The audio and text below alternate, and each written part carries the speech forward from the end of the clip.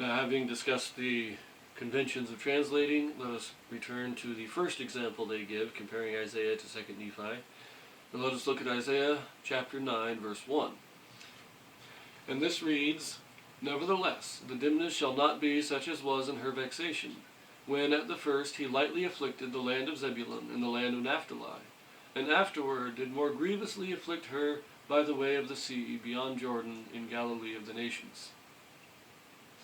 And if we look at this, we can see there are 5 italicized words. We have in the first line there, shall, be, and was. And then down near the end, where it says grievously afflict, and then her, by. Those 2 words are also italicized. So we have these 5 italicized words in Isaiah. Let us now look at 2 Nephi. And 2 Nephi states, Nevertheless, the dimness shall not be such as was in her vexation, when at first he lightly afflicted the land of Zebulun and the land of Naphtali, and afterwards did more grievously afflict by the way of the Red Sea beyond Jordan in Galilee of the nations. So let us see those 5 words. Are they here? Those 5 italicized words. We have in the first line, we have shall, be, was. They're all there. But when we look down near the end, those last 2, we have the word by, but not the word her. So in this verse, only 4 of the 5 italicized words are reproduced in the Book of Mormon. Now, I think this is significant, and I will talk about that in just a second, but let us go back and read what the criticism is given in the CES letter that they mention regarding this verse. So let us take a look at that. This is what they say here. The above example, 2 Nephi 19:1, dated in the Book of Mormon to be around 550 BC, quotes nearly verbatim from the 1611 translation of Isaiah 9:1, including the translator's italicized words. And I'm going to stop it right there because I just want to mention that, as I pointed out, it doesn't copy or quote verbatim from the King James Version, even the italicized words. It leaves that one word out. This change is suggestive that Joseph Smith was not using the King James Bible when he was translating the gold plates into the Book of Mormon, but that he had a separate source material which rendered a different translation and therefore needed a different wording than what the King James scholars had. If he was just copying the King James Bible, he would have followed the convention as I have laid out in quoting that translation, because it was the one that was known and used at the time, but he doesn't. He leaves out one of those translator words, one of those italicized words, because it is a more correct translation to do so. And that is, as I said, suggested that he did in fact have a different source material from which he was translating that was more correct. Now let us read the rest of what they say here in the CES letter. It says, additionally, the Book of Mormon describes the sea as the Red Sea. The problem with this is that, and they list 3 problems here. A, Christ quoted Isaiah in Matthew 4:14 and 15, and did not mention the Red Sea. B, the Red Sea is not found in any source manuscripts. And C, the Red Sea is 250 miles away. So we will deal with those issues one at a time. Okay, so let us look at that first issue. It says that in Matthew chapter 4 verses 14 and 15, Christ quotes this Isaiah passage and does not mention the Red Sea. So let us quickly look up Matthew and verify this. So here we have Matthew chapter 4 verses 14 and 15, and they say, that it might be fulfilled which were spoken by Isaiah the prophet, saying, the land of Zebulun and the land of Naphtali by the way of the sea beyond Jordan, Galilee of the Gentiles. So we know this is quoting Isaiah because he says he's quoting Isaiah. Isaiah, the prophet, being the Greek form of Isaiah. And he does not use the word read in this. Now, one quick note that this is not Christ as they claim. This is Matthew quoting Isaiah. Matthew is saying that Christ's actions at this time and that he left Jerusalem and went to Galilee is a fulfillment of Isaiah's words.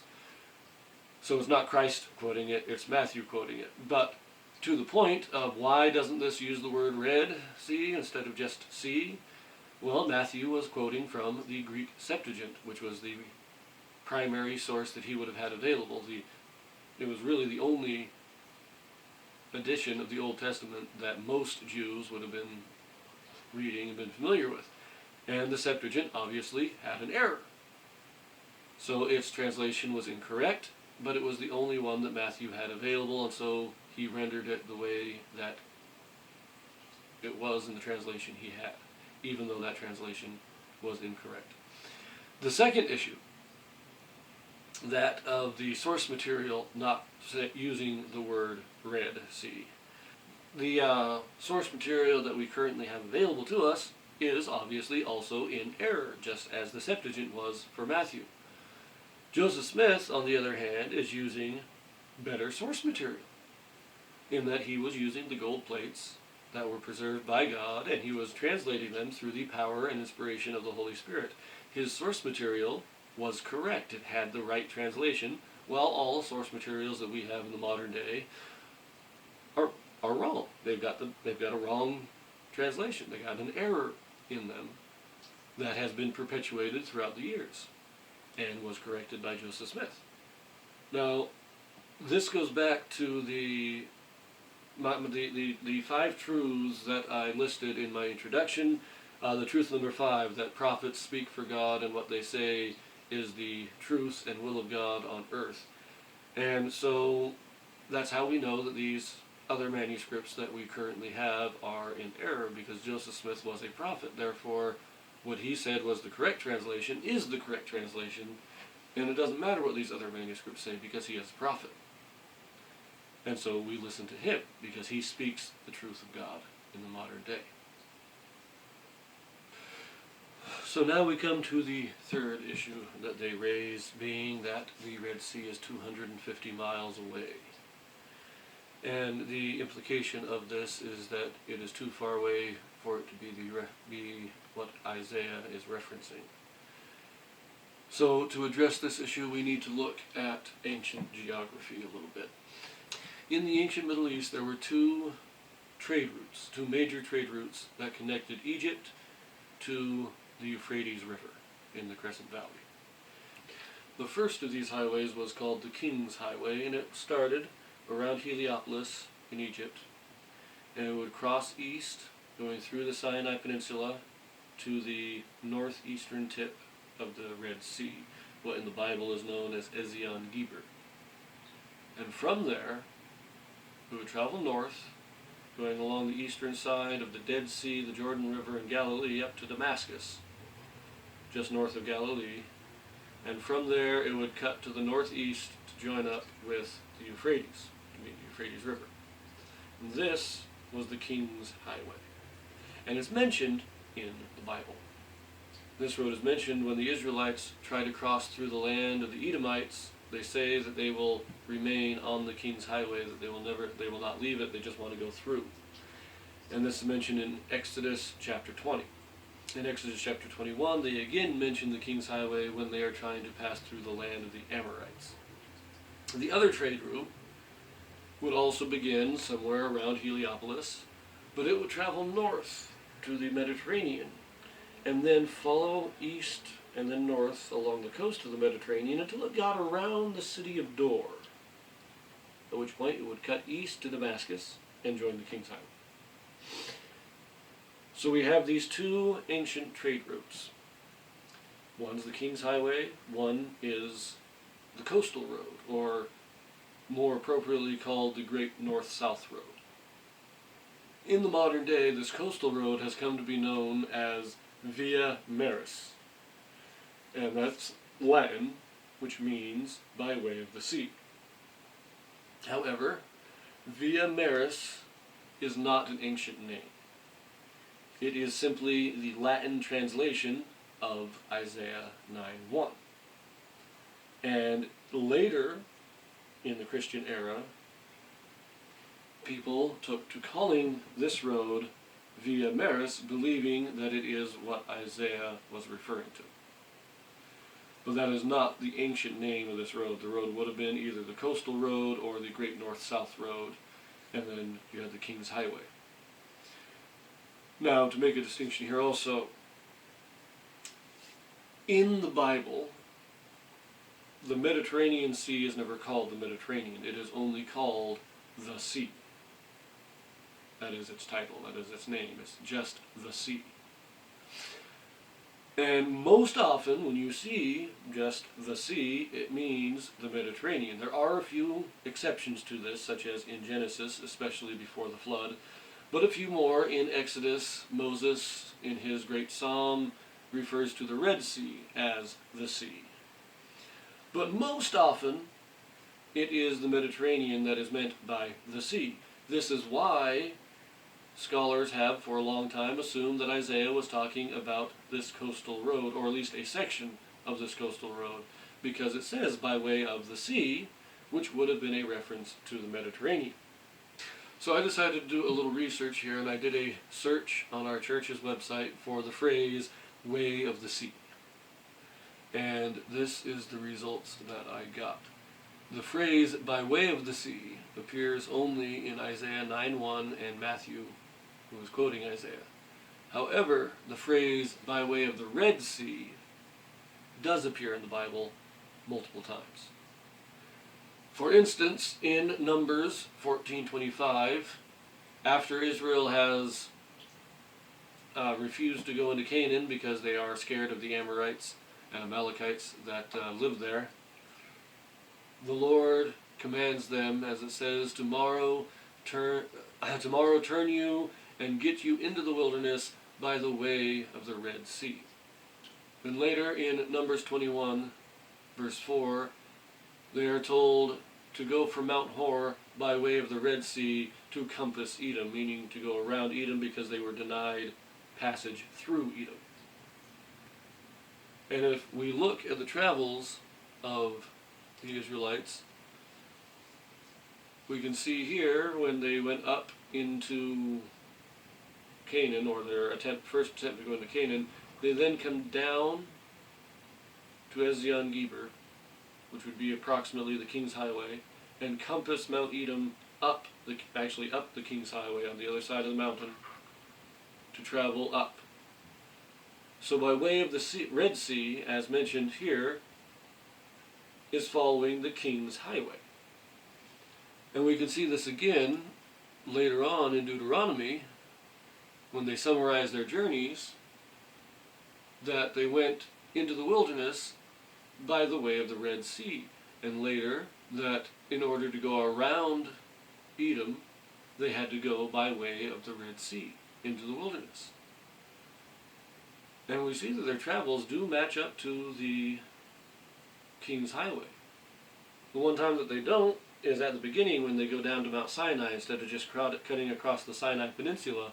And we read in Exodus that at this time, the description of this travel was through the way of the wilderness of the Red Sea.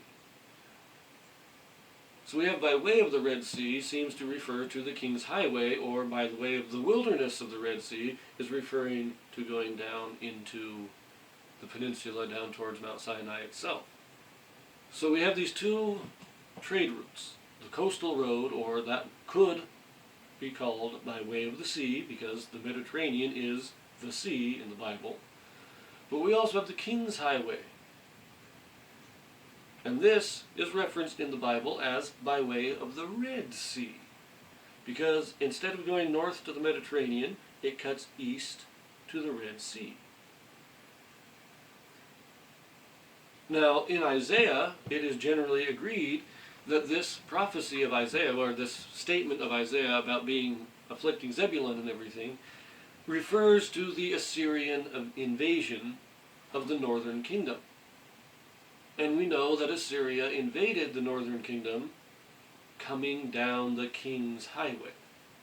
They came down the king's highway to Damascus, laid siege to the city, sacked that city, and then from there they would conquer the rest of the northern kingdom. But then they would again travel down the king's highway in an attempt to conquer the southern kingdom of Judah. So they didn't come by way of the sea. Well, by way of the sea, they came by the way of the Red Sea. Because that's what the king's highway was called. It was by way of the Red Sea. So, in rendering this in the Book of Mormon as by way of the Red Sea, Joseph Smith is clarifying the route that Assyria would take in their invasion, which they did. They did not take the coastal road. They took the king's highway. Now, Joseph Smith was a prophet. He was given the correct translation. The original wording of Isaiah was had on those gold plates that he translated from. His source material was a better source material. And through the inspiration and guidance of God, he rendered a correct translation. But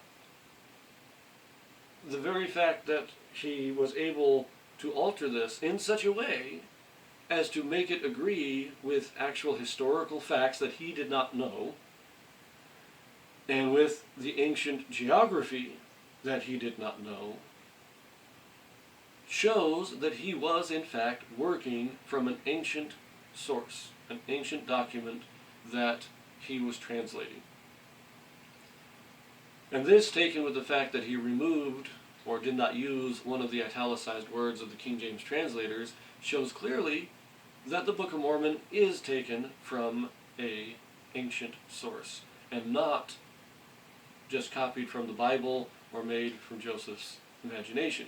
It is too closely aligned to history and geography that Joseph Smith could not have known at the time. So, in quick summary, why did Joseph Smith use the italicized words from the King James Bible? Because it is simply good translating practice to render what is already known and familiar, to keep it the same, and only change it when necessary to correct errors. In addition, the examples provided, specifically Isaiah chapter 9, verse 1, actually shows that Joseph Smith was working from an ancient source, and that the Book of Mormon is taken from an ancient record and is not the product of Joseph's imagination, nor is it a copying of the Bible. These things combined together to show that Joseph Smith was indeed a prophet of God, and that the Book of Mormon is in fact a divinely inspired book of Scripture. And that is my answer to the question given. If you like that, like, subscribe, and tune in for my next video.